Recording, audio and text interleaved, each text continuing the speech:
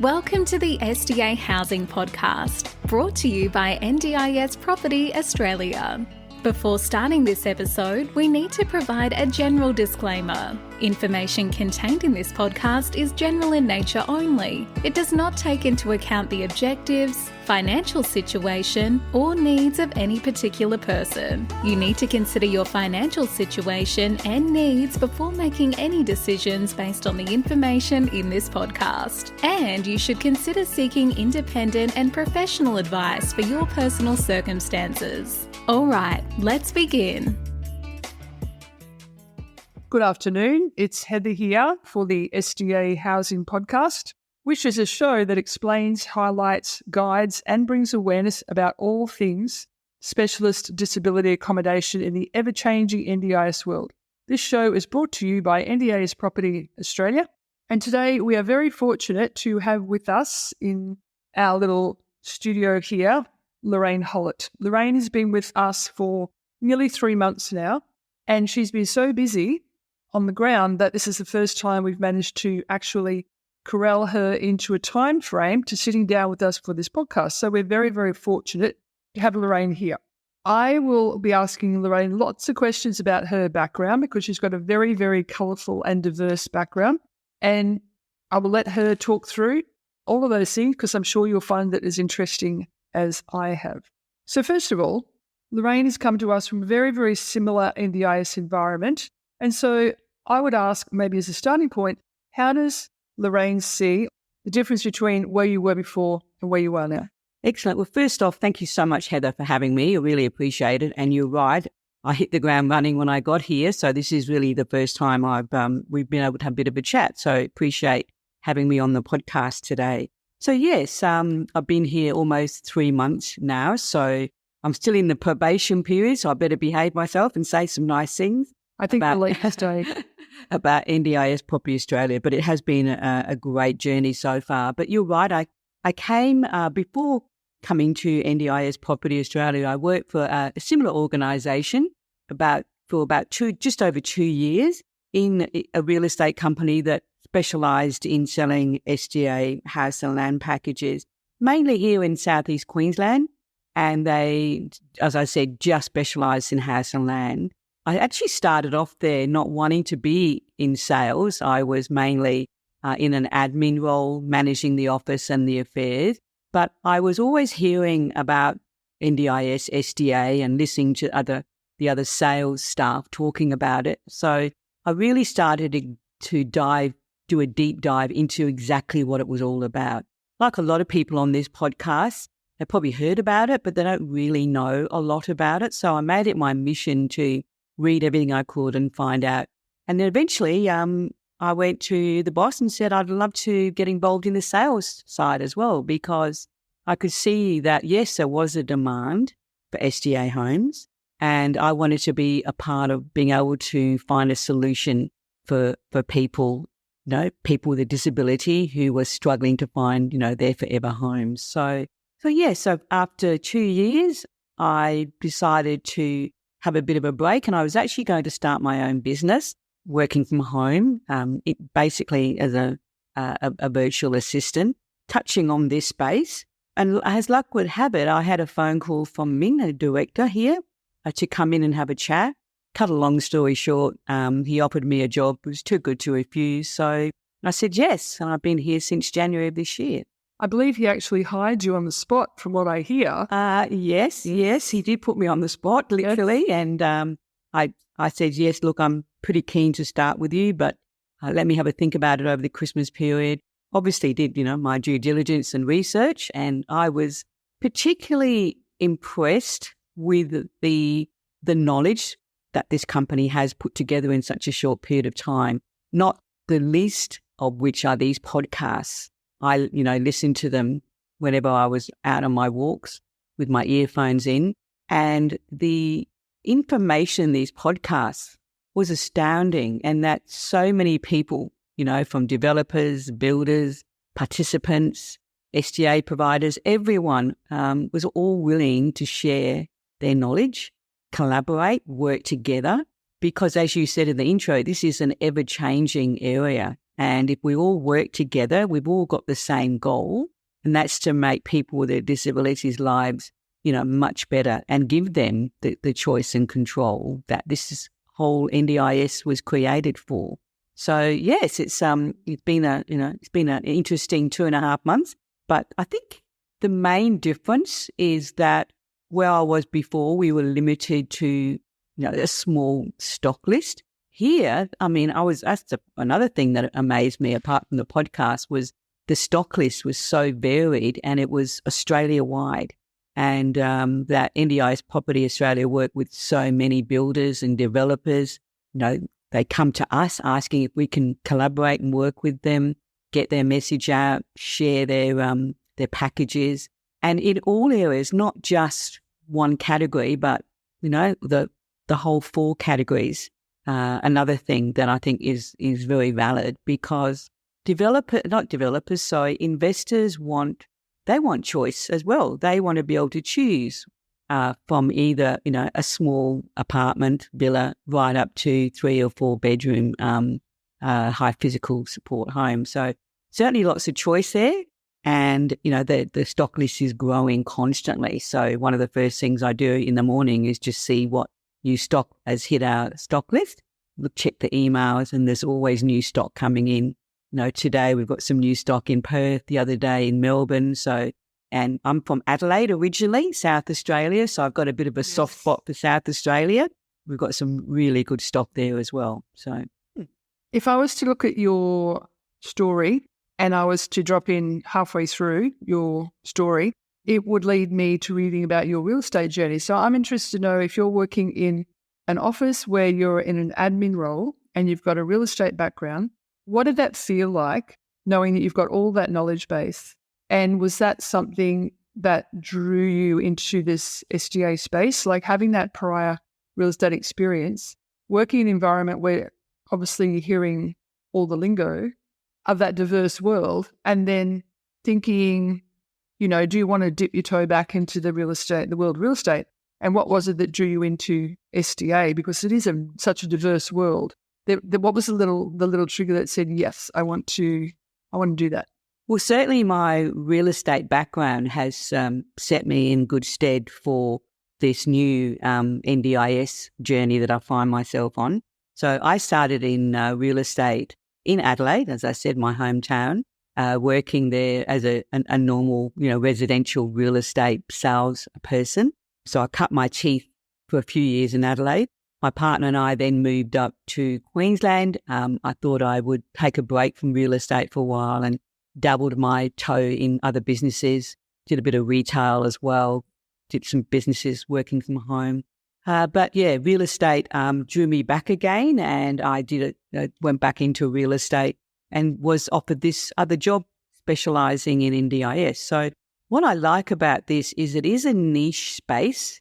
With real estate, it's so big and diverse, whereas this I can just hone my skills and expertise in this one area.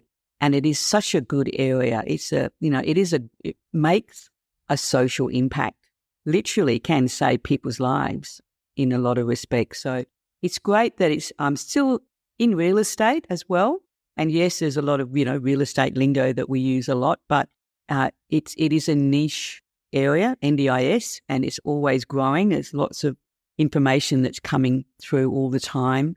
We've got to keep up to speed with it, but I'm loving it. I've always been the sort of person that I love to stretch myself, get out of my comfort zone, because that's where the excitement is when you get out of your comfort zone. So NDIS has certainly helped me expand my knowledge base in the general real estate area, but more so, in new properties. That's something I wasn't involved with. Off the plan properties, they were all existing homes that I sold in the past. So, another new area, selling things off the plan.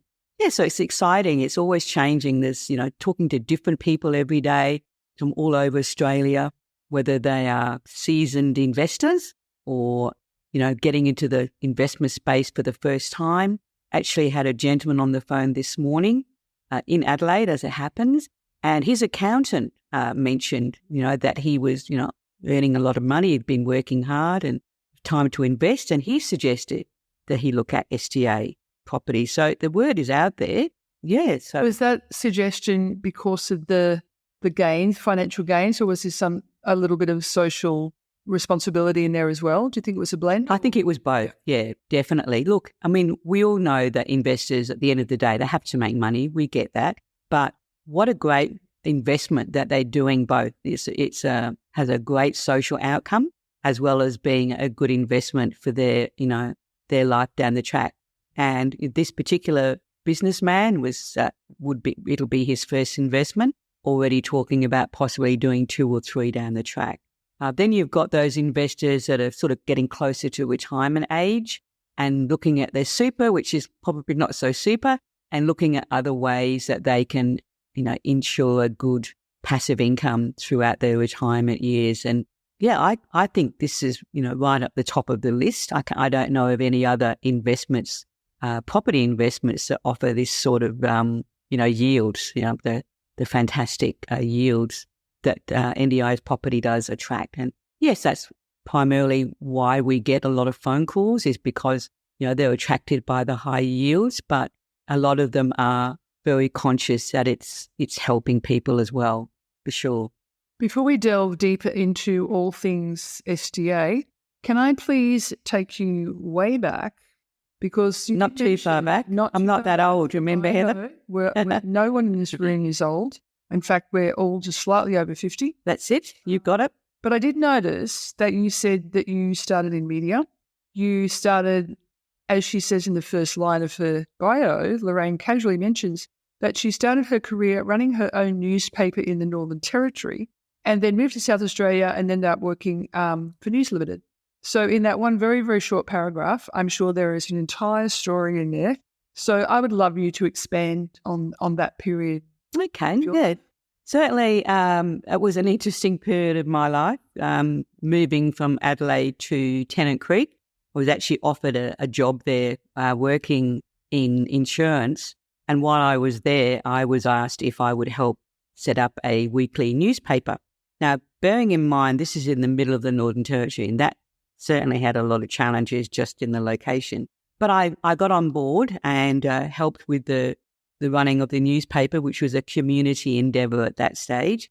After a year, I think it was the Lions Club, decided to sell the newspaper, and I said, well, I might be interested in purchasing it. So the ripe old age of 21, I purchased a newspaper business, and that started my journey in getting out of my comfort zone.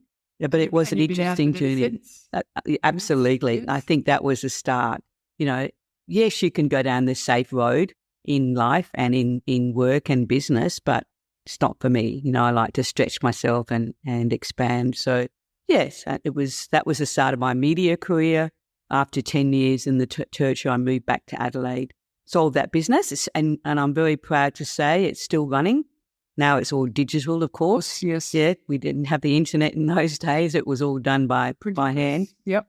Moved to Adelaide and was fortunate to get a job still in the media working for News Limited. Again, invaluable experience working there. Was that for the Adelaide Advertiser? But the Adelaide Advertiser and their local community newspapers as well. And worked there, and also was part of the launch of full colour into newspapers and magazines as well.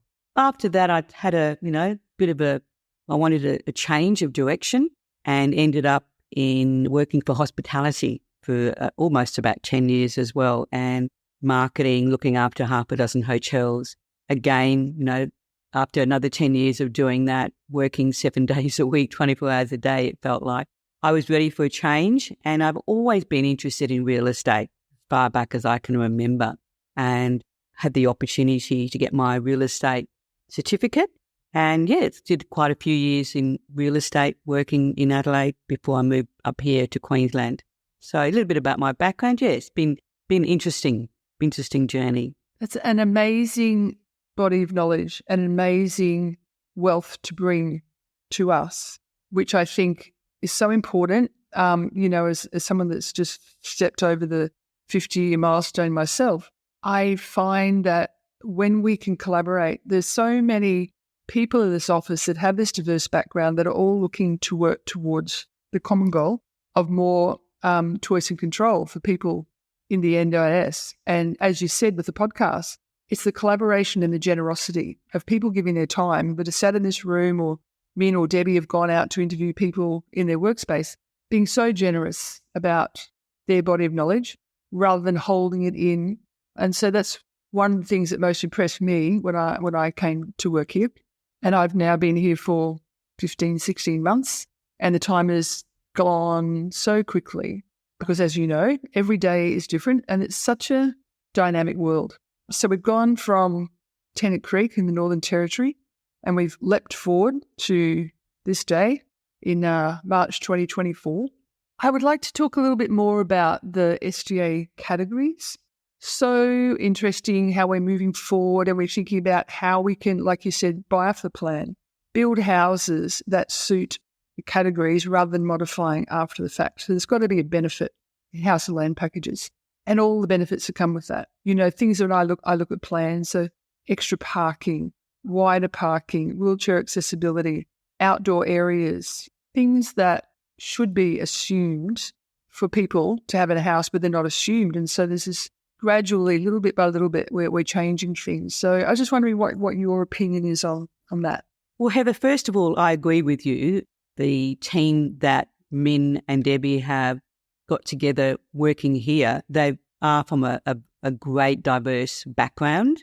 I don't think any of us are what you would call salesy people. Yeah, we're more about informing and giving information to people and let them making a decision whether this is right for them or not. But getting back to what you just said, where I worked before, primarily they built the basic high physical support design, the minimum standards. What I like about a lot of the builders here and developers is that they're starting to really think about the participant.